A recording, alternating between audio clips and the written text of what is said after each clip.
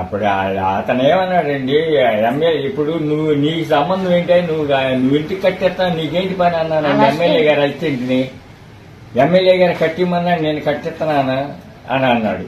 నువ్వు ఇంటికి కట్టేస్తాను, నీకు అనవసరం, నువ్వు వెళ్ళిపోయి నువ్వు కట్టిస్తాను. నేను కూలికొచ్చావు,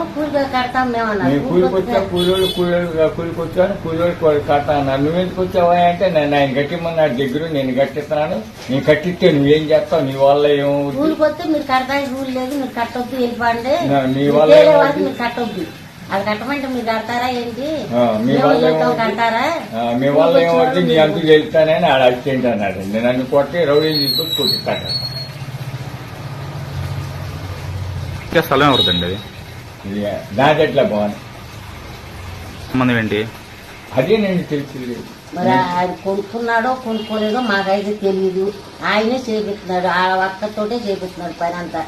ఆ ఒక్కరికి మర్చిపోయి